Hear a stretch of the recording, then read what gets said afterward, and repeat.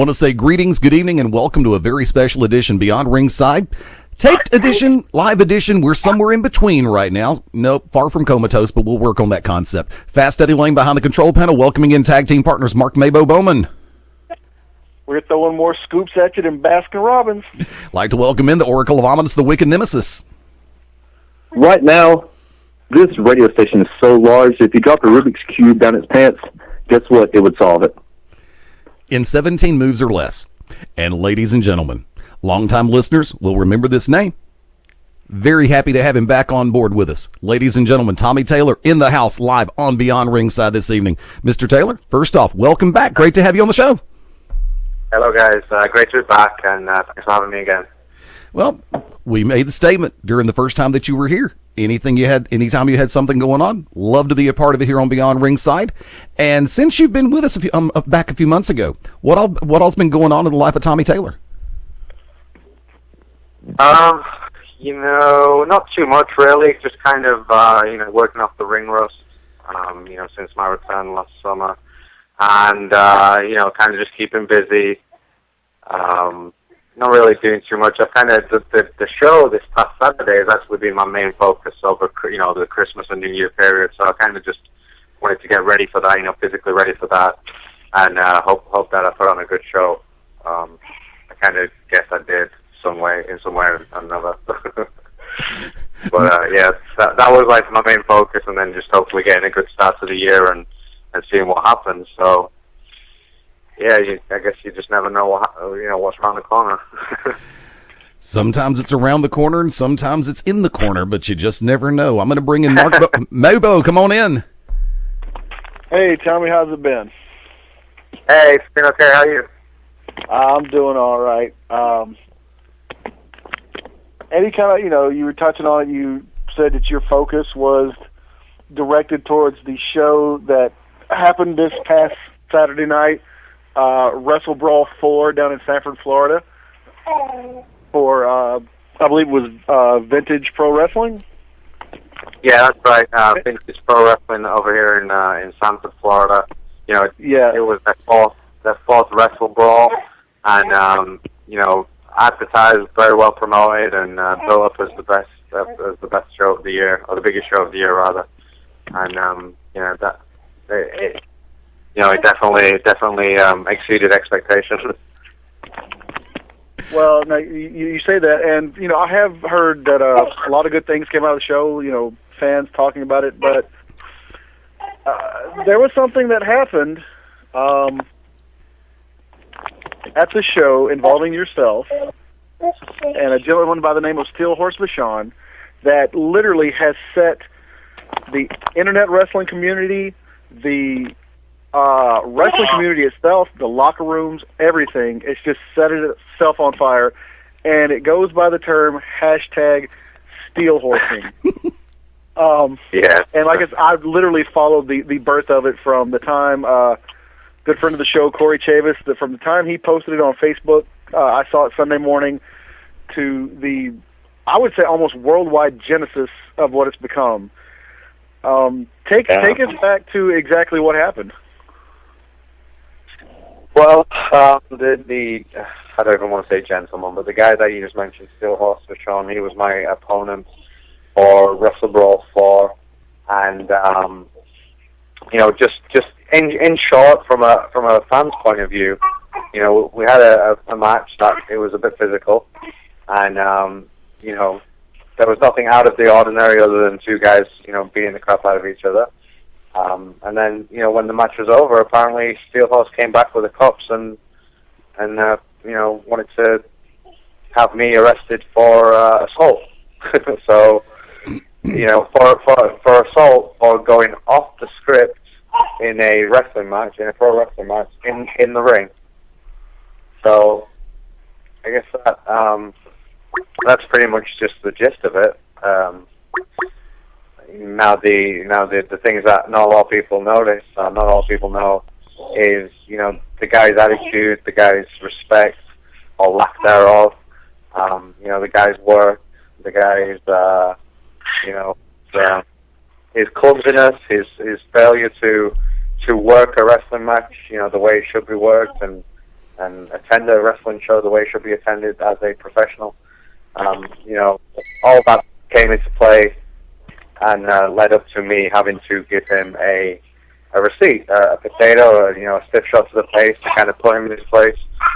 And, you know, he didn't like it, and obviously wasn't used to it before, and, you know, felt the need of whatever he was thinking. I still can't, like, fathom what he was thinking at the time, but he decided to call the cops and an ambulance and a fire truck, and, yeah, the show almost got shut down with the flashing lights, and, you know, it was a bit crazy. Wicked Nemesis, come on in. So Taylor, we've all been a part. Anybody? I'm sorry. Hold on, 1 second. Sorry, Cameron, lie down. My son's going crazy. Oh, I have 3 kids. I understand completely, sir. So. I got wrestling on the TV, so he's jumping around doing bumps. So. Well, who's his favorite wrestler? Besides yourself, obviously. Right now, I think it's Ryback right now. He likes doing the feed me more. You want to do the feed me more? Feed me more. Come.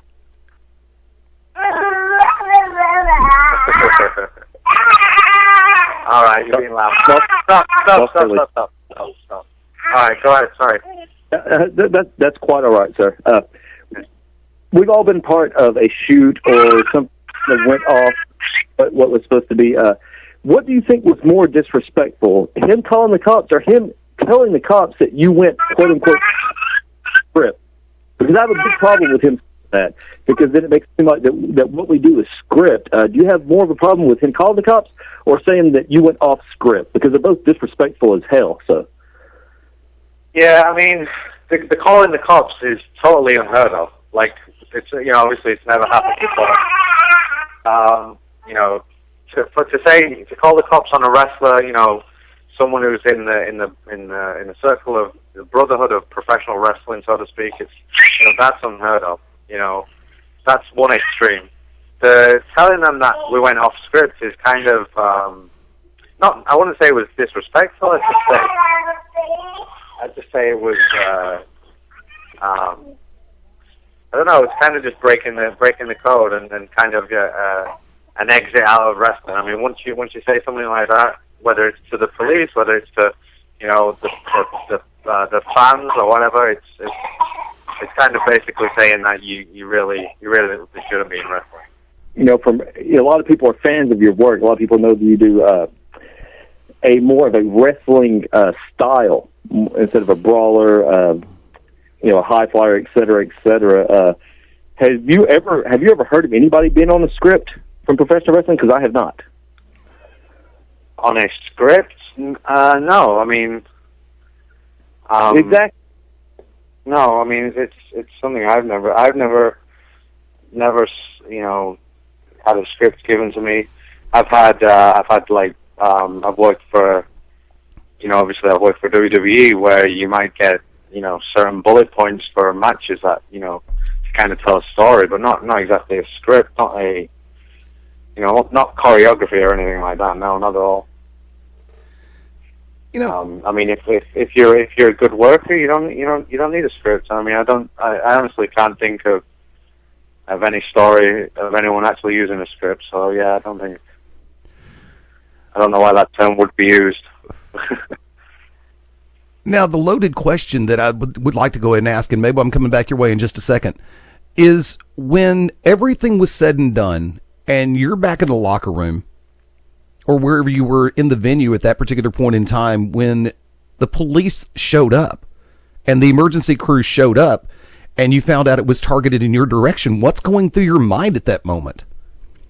Well, actually, I wasn't at the building when they all showed up. I already left for, like, I got ready after my match. I watched they had a TLC match on the show, so I watched that and then literally just left straight after that.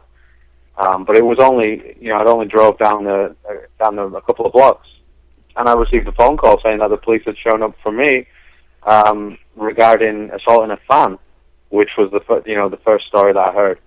And it confused me a little bit, and I was ready to turn back around and head back to talk to the police and figure out what was going on. And then I received another phone call saying that no, it was because Vachon SteelHorse. It was because he had called the cops, accusing me of assault for going off the script in the match. So, obviously very, very puzzled at the time. I was advised to just, kind of just carry on, go home. It's going to kind of blow over. The police had nothing to go off. I mean, and rightly so. They showed up to the venue, laughing, shaking their heads. Kind of in the end found the humor in it, and obviously, it kind of just been thrown out. But yeah, it was puzzling. And my first instinct was that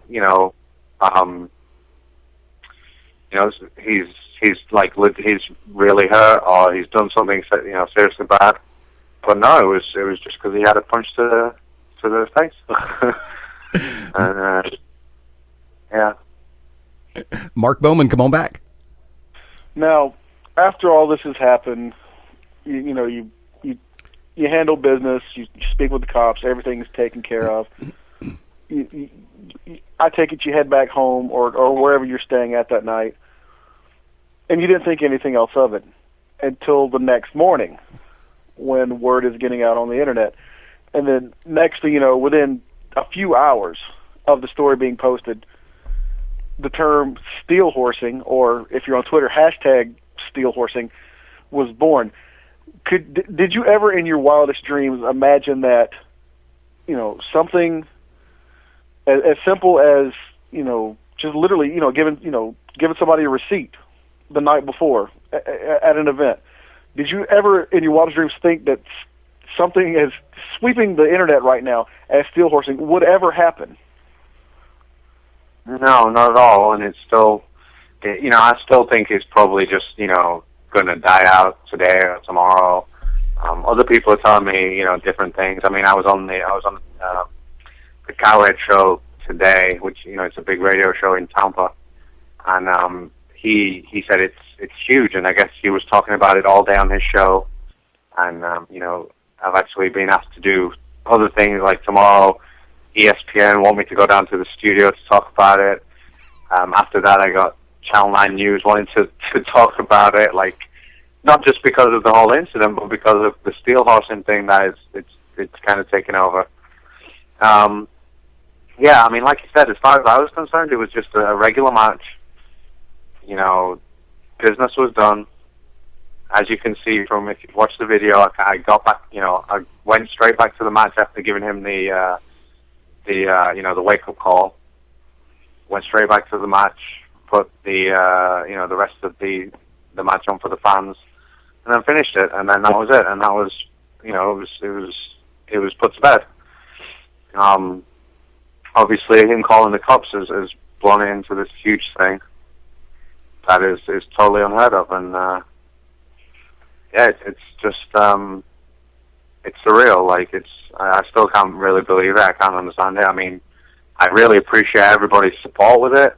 You guys were saying before we came on air that that kind of respect I'm getting out of it, and admiration from all kinds of people who never met, never spoke to, whatever. That's pretty huge in itself, and I think that's kind of what the best thing I'm getting out of it. But yeah, it's crazy. It's all come out of nowhere.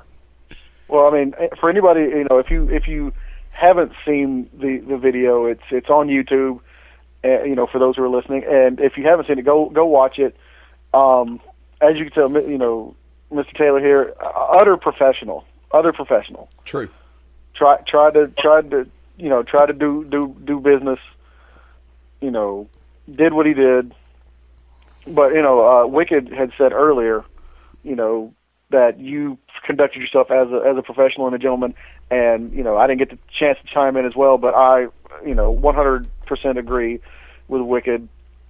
Total professional. Hundreds of other people would have done 100 different things, but like I said, I take my hat off. If I was wearing one, I would take my hat off to you. and just echo Wicked's sentiment. Now, with steel horsing going on, people are throwing up memes all over the internet, and there's even talk of various forms of steel horsing T-shirts and other apparel that I can only imagine. How does it feel knowing that you could have birthed the next trend in pro wrestling, apparel, so to speak? Well, actually, I was having a conversation with someone last night to pretty much, come up with an agreement to get some T-shirts out there, and they're actually available. I believe they're already being sold. I think we got quite a few gone out already at bumpdrunk.com, and they don't actually have the term steel horsing on it, but there's some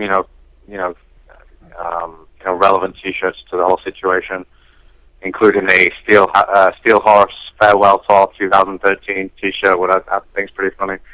And then there's a Tommy Taylor British Lion T-shirt with a lion chasing a horse. And then there's a I'm a Tommy Taylor guy T-shirt. I mean, it's all funny, and I guess people are going out there and buying them off bumpdrunk.com, and I think it's great, and hopefully it is a good trending thing, a good thing for wrestling, and people remember what it's actually all about as well, and not just a silly, punching in your face and sending a picture online. Hopefully people will remember what the actual, the basis of the story is as well. I just came up with an idea that if you have somebody who is good in Photoshop, you can actually pull this off. Have a picture of yourself with the animated characters of Elmer Fudd and Bugs Bunny, you being in between the two of them, and have you want to steel horse him now or wait till you get home. If you remember the Bugs Bunny cartoon where it's rabbit season, duck season, and the phrase coming out of it is, you want to shoot him now or wait till you get home, or if you want to shoot on him now, but. Just something that popped in my head. Inane facts like that will happen every once in a while. Wicked Nemesis, come on back in. Now, we've heard through social media, through MVP, John Cena, Dr. Tom Pritchard, several very well-named and very well-known gentlemen have chimed in on this, and it seems that you have got the attention of mainstream. How does it feel, of all the great work you've done, of all the great matches, this seems to be what you will forever be remembered for? No matter what, you will be remembered for the guy that stood up for the business. How do you feel about that? And have you heard personally from anyone besides the obvious, sir? Yeah, I actually received a lot of phone calls and texts immediately on Sunday from a lot of the boys up in WWE. They kind of heard about it and wanted to know the story of it. Yeah, I mean, it is unfortunate. I don't want to be remembered. I don't want my whole career to be remembered for this, but I get what you're saying, and it's given me a boost as far as, like you said, being the guy who's standing up for the business.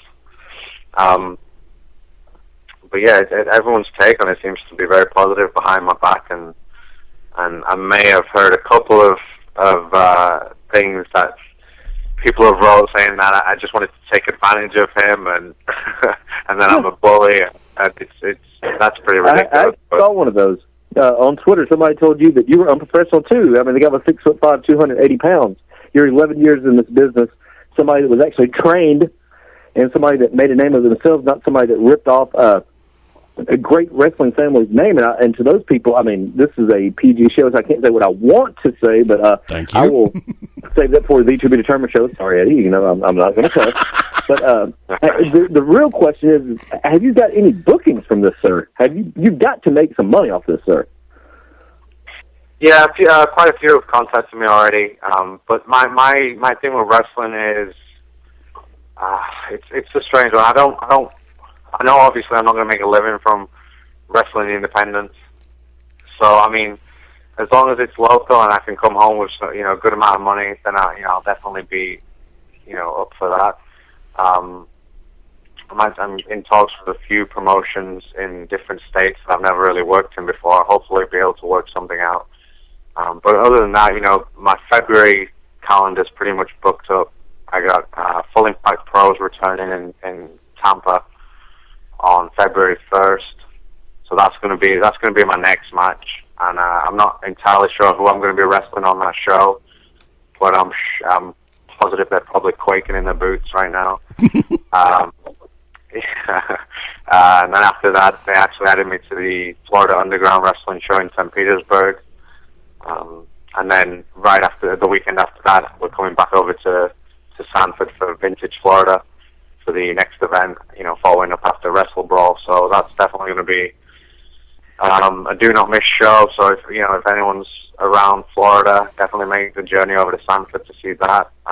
The promoters are actually working on trying to get hold of SteelHorse, and I told them that if they want to do a rematch, if they want to get him back in the ring and see if he can redeem himself, then I'll be up for that. Whether that'll happen or not, I don't know. It's going to take a lot more than showing up to a wrestling show to like redeem his career or anything. But you are too professional. You're willing to get back in the ring with this clown. Oh my God, you are more of a man than I was. I hate this guy. I've never met him. I told him I would challenge him to a loser leaves the business match in a straight street fight. And you just heard this, everyone. Tommy Taylor's willing to get back in the ring with this buffoon, sir. Well, listen. I'm willing to get back in the ring with him, no problem. I'll stand in the ring waiting for him. But here's the thing: if he shows up to any wrestling show, there's a lot of guys that will literally make sure he can't walk away. Like, just to name a few guys, you're going to speak to Corey later on, and Corey, for one, is not going to let that guy anywhere near the venue.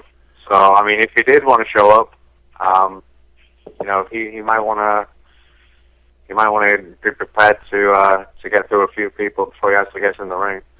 Now, Tommy, if I may, now it's been over 72 hours since this has occurred, and there's been no communication, direct or indirect, between you and Mr. Vachon, right? No. Okay.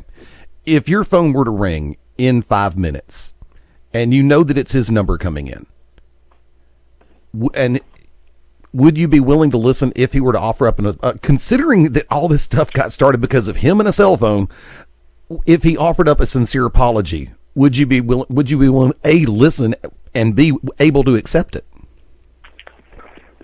I think I'd answer the phone and I'd go, 911, what's your emergency? Now, well, I mean, that's the thing. I don't know the guy. I never spoke to him ever before the show. I mean, I kind of shook his hand. I think I shook his hand, or I saw him at a wrestling show a months ago. And I have never really uttered more than a couple of sentences to him other than the other night. So it would be, if I got a call and I knew it was him, obviously I'd answer. I wouldn't ignore or anything, and then I would be interested into what he has to say. I don't know what he'd want to expect from me, but if anything, he can come to me and ask for an explanation on the whole thing, and maybe he wants to understand it a little bit better, because I'm sure he's probably wherever he is, whether he's hearing all about this or he's just gone back to his regular life and he's kind of just going under the radar. He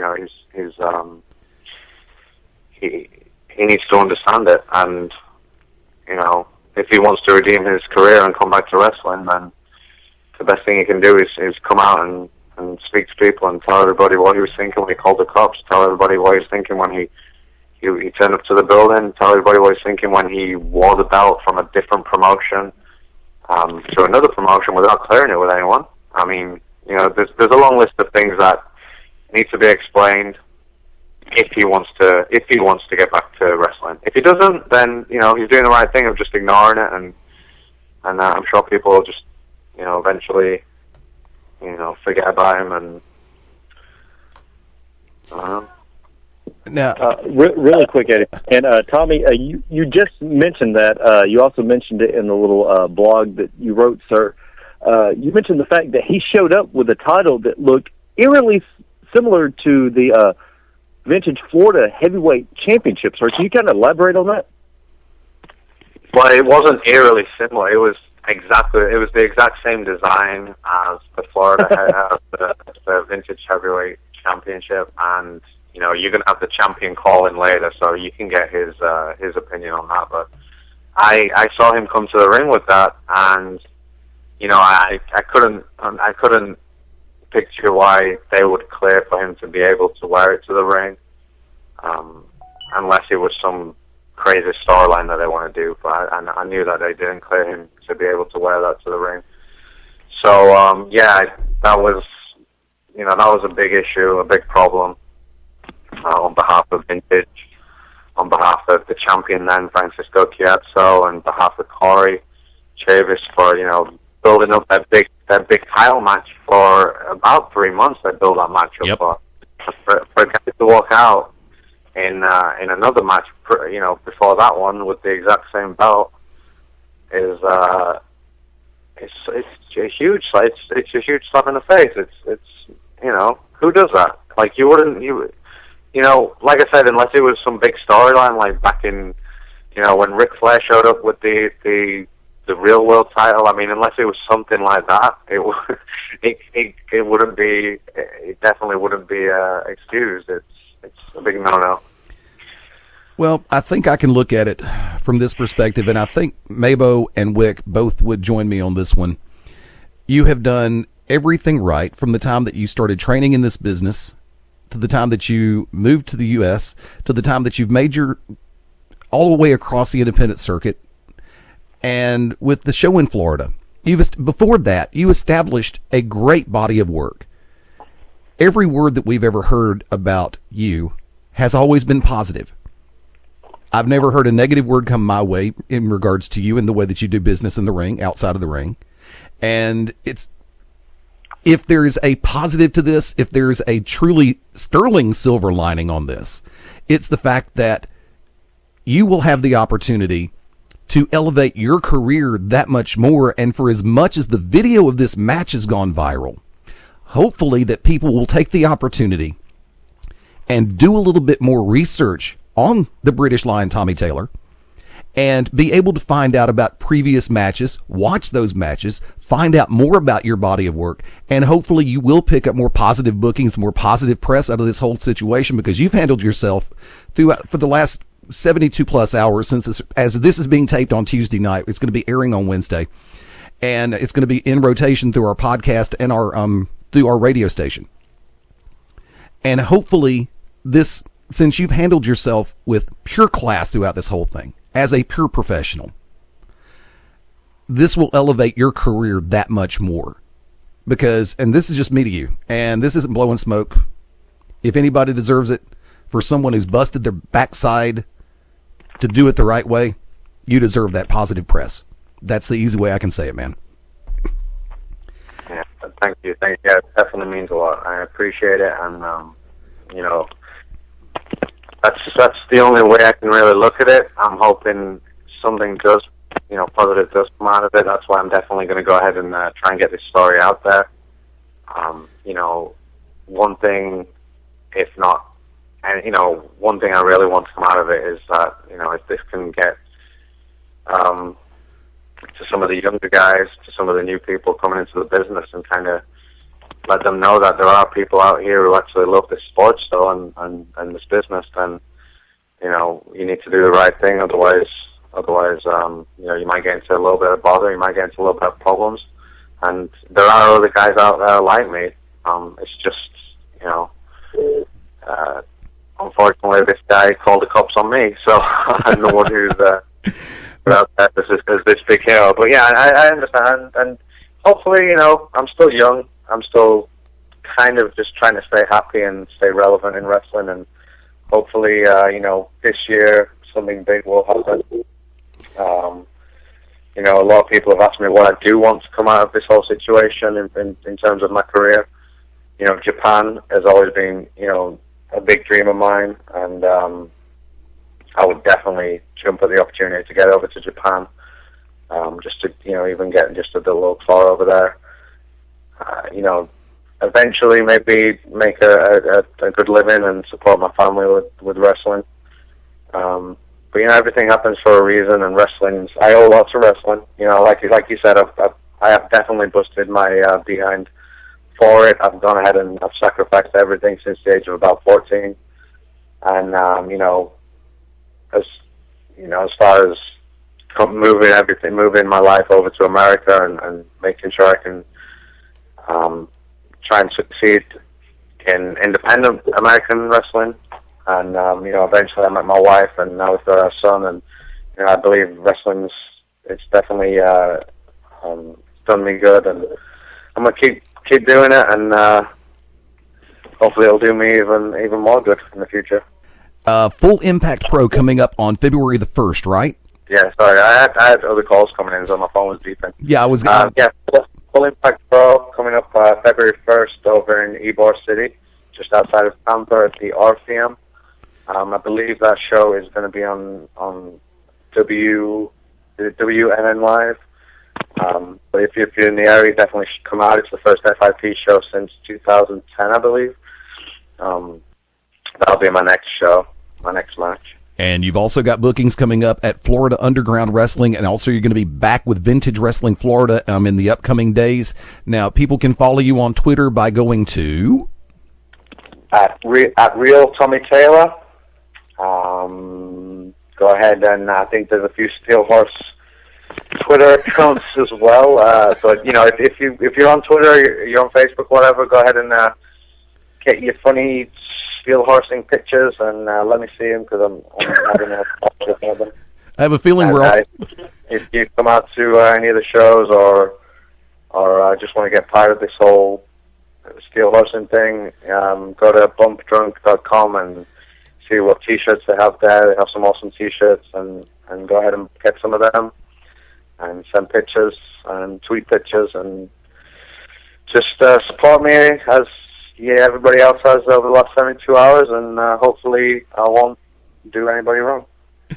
Ladies and gentlemen, our very special guest, Tommy Taylor, right here on the Beyond Ringside Radio Network. For Fast Eddie Lane, for Mark Mabo Bowman, for the Wicked Nemesis, we'll see you right here on BeyondRingside.com and the Beyond Ringside Radio Network.